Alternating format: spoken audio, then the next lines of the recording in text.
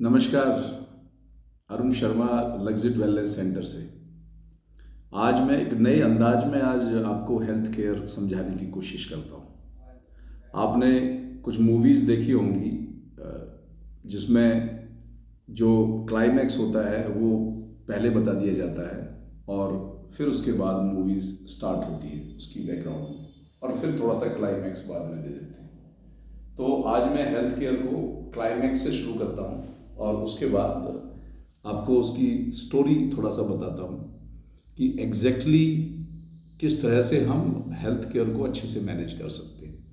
देखिए, ज़िंदगी सारी घूमती है बेसिकली हैप्पीनेस, एक्सपेंसेस और टाइम और दुख, इन चीज़ों के बीच में हेल्थ केयर इन सब से जुड़ा हुआ है, क्योंकि पैसे भी खर्च होते हैं, दुख भी होता है, समय भी जाता है।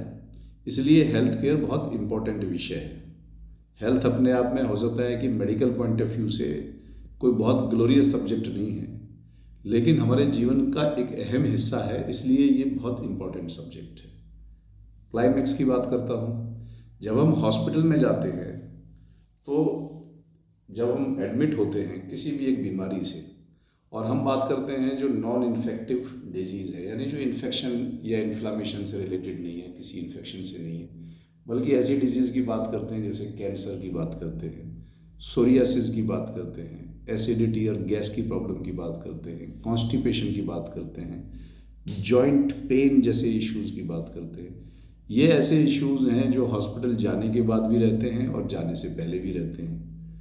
तो नॉर्मली हॉस्पिटल के अंदर आप भी जानते हो कि वहाँ पर जो ट्रीटमेंट हमारे डॉक्टर्स देते हैं वो एक रिस्क मैनेजमेंट करते हैं। नॉर्मली क्या है कि जब हम वहाँ पर जाते हैं तो हमें पेन होता है और वो दर्द असहनीय होता है, ऐसा निकल लगता है कि जैसे जान ही चली जाएगी। ऐसी अवस्था में जाके डिसीजन लिया जाता है कि भाई किसी अच्छे हॉस्पिटल में पेशेंट को ले जाते हैं।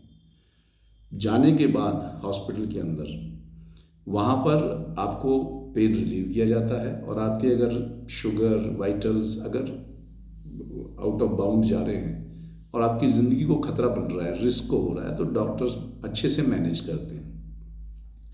वहाँ पर यह है क्लाइमैक्स, और यही नॉर्मली सभी पेशेंट्स के साथ होता है, चाहे वो कैंसर पेशेंट्स की बात करें, चाहे हम रूमेटाइड आर्थराइटिस की बात करें, चाहे हम डायबिटिक पेशेंट्स की बात करें। नॉर्मली इसी को हम हेल्थ केयर समझ लेते हैं। लेकिन कहानी कहाँ से शुरू होती है? तो कहानी शुरू होती है, आजकल एक वर्ड जो यूज़ किया जाता है उसको कहते हैं डी जनरेटिव डिजीज़। डी, तो the key word is D, D generative disease. तो डी जनरेटिव डिजीज़ क्या है? तो ये बहुत इंपॉर्टेंट है। जिस दिन हम ये वर्ड को समझ गए, हमने इसको डिकोड कर लिया डिजनरेटिव का, मैं आपको बताता हूँ कि हेल्थ केयर आपने डिकोड कर ली, आपको फिर हेल्थ केयर में कभी भी इश्यूज नहीं आने वाले। फिर जो समय दुख पैसा आपका खर्च हो रहा है वो सब बंद हो जाएगा। तो डिजनरेटिव क्या है, अगर हम इसको हिंदी में बात करें तो एक तरह से बॉडी का, शरीर का क्षय होना, यानी खत्म होना, रिड्यूस होना। तो ये जो क्षय हो रहा है बॉडी में, जो डीजनरेट हो रही है, उसके पीछे कारण क्या है, ये बात जाननी है। तो डीजनरेटिव डिजीज़ के सबसे पहले कुछ लक्षण क्या होते हैं जिनको डॉक्टर्स बहुत अच्छे से बताते भी हैं, समझाते हैं, कि जैसे साइटिका पेन है, जैसे फ्रोजन शोल्डर है, सर्वाइकल के इश्यूज हैं, और डायबिटीज़ है, ब्लड प्रेशर है, ये सब डीजनरेटिव डिजीज़ हैं बेसिकली, है ना। उनके कुछ भी आप नाम लीजिए, अल्टीमेटली ये आपके को क्षय कर रहे हैं, यानी आपका शरीर खत्म हो रहा है बेसिकली। तो उसके पीछे कारण क्या है? उसके पीछे कारण है डाइजेस्टिव डिसऑर्डर। अगर आपके पेट में, अगर आप टॉयलेट सही जाते हैं, आप खाना पीना आपका पच रहा है, लेकिन साथ में कुछ गैस बनती है या कुछ एसिड बनता है, तो इसका मतलब ये बिल्कुल क्लियर है कि आपका डाइजेस्टिव सिस्टम ठीक नहीं है, कॉम्प्रोमाइज्ड है। और अगर आपका डाइजेस्टिव सिस्टम कॉम्प्रोमाइज्ड है, ठीक नहीं है, तो ये बहुत अच्छे से समझ लें आपको कि आप डीजनरेटिव डिजीज़ के शिकार होंगे ही। 90% से ज़्यादा लोग, अक्सर सभी लोग, अगर आप जितने भी डॉक्टर्स को, फिलोसोफर्स को, गूगल को, कहीं पे भी जाके देखेंगे तो आप यही पाएंगे, और आयुर्वेद में भी यही बताया जाता है कि 90% जो बीमारियां वो पेट से हैं। तो पेट से का मतलब कोई इन्फेक्शन नहीं है, पेट से का मतलब है कि डाइजेस्टिव डिसऑर्डर्स है। वो धीरे धीरे कॉन्स्टिपेशन में बदल जाता है। पर सच बात तो ये है कि जब चीज़ें आपके शरीर में एब्जॉर्व नहीं होंगी तो नेचुरल सी बात है कि वाइटामिन्स की भी कमी होनी है और आपके जो दूसरे ऑर्गन्स हैं, हार्ट है, लीवर है, किडनी है, वो भी इम्पेक्ट होने हैं। और अगर हमारे वाइटल ऑर्गन्स ही इम्पेक्ट हो गए तो नेचुरल सी बात है कि जो बोन बनने का जो प्रोसेस है, नर्वस सिस्टम है, वो सब की सब वीक होने ही होने हैं। और जब वो वीक होने हैं तो वहाँ पे दर्द भी होने हैं। जब दर्द होने हैं तो डेफिनेटली बीमारियाँ ही हैं। दर्द का मतलब ही ये इंडिकेशन है कि अब आप बीमार हैं। तो फैक्ट ये है कि हम एक्चुअली सॉल्व करने की कोशिश करते हैं frozen shoulder, sciatica pain, acupressure के माध्यम से 50 तरह की थेरेपीज़ यूज़ करते हैं। बहुत सारे ऑल्टरनेटिव थेरेपी में चिकित्सक भी हैं, फिजियोथेरेपिस्ट भी हैं। तो ये सब आपको पेन रिलीफ में मदद करते हैं।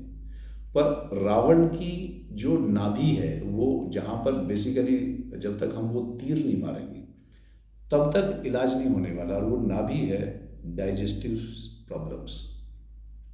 तो हमें बात क्या समझनी है कि हम भले ही कितने ही स्वस्थ हों लेकिन हमारा कहीं ना कहीं डाइजेस्टिव सिस्टम कॉम्प्रोमाइज्ड होता है। अगर नहीं भी है कॉम्प्रोमाइज्ड तो वो कॉम्प्रोमाइज होता ही है जैसे जैसे एज बढ़ती है। अब कारण क्या है वो आप भी जानते हो, diet. D for degenerative disease, D for diet, right, and D for disease also. So D is very very important in health care. तो कहने का मतलब ये है कि जो डाइट है वो है ही नहीं। आप पैकेट का दूध लेते हो वो दूध नहीं है, आप जो तेल ले रहे हो वो तेल नहीं है, यानी कि जो भी खा रहे हो वो चीज़ ही नहीं है जो आपको बॉडी को चाहिए। तो पेट तो खराब होगा ही। और जब पेट खराब होगा तो नेचुरल सी बात है पेट उस डाइट को एक्सेप्ट ही नहीं करता। तो बॉडी के अंदर हमें वाइटल्स नहीं मिलते। इसलिए वेलनेस सेंटर में सबसे इम्पॉर्टेंट है डाइजेस्टिव सिस्टम को एड्रेस करना। मोटापा हो, कोई भी बीमारी हो किसी भी तरह की। और सच बात तो ये है कि अगर आपको कुछ अच्छे फिजियोथेरेपिस्ट मिल भी गए, अच्छे आपको नर्वस सिस्टम को देखने वाले लोग मिल भी गए, डॉक्टर्स भी मिल गए, लेकिन जब आपका अपना ही डॉक्टर काम नहीं कर रहा, जो कि आपका डाइजेस्टिव सिस्टम है, आपका पेट है, अगर वही काम नहीं कर रहा तो बाकी डॉक्टर तो उसके पीछे ही है। सबसे बड़ा डॉक्टर यही है, यही इसकी जड़ है। तो बस मैं यही कहना चाहूँगा हेल्थ केयर में कि आप लोग पत्ते और फलों के चक्कर में ना पड़ के जड़ पर ध्यान दें। और जो जड़ है वो है डाइजेस्टिव डिसऑर्डर। और डाइजेस्टिव डिसऑर्डर गैस या एसिड बनने से ही शुरू हो जाता है। जरूरी नहीं है कि कॉन्स्टिपेशन हो आपको बहुत भयंकर वाला, आपको टॉयलेट जाने में दिक्कत आ रही है, खाना नहीं पच रहा है, वो तो बहुत सीवियर प्रॉब्लम होती है। तो बस मैं ये कहूँगा कि आप पूरी तरह से आज का जो युग है अपने पेट को ध्यान रखने का युग है अगर बीमारियों से बचना है। आज के लिए इतना ही, धन्यवाद।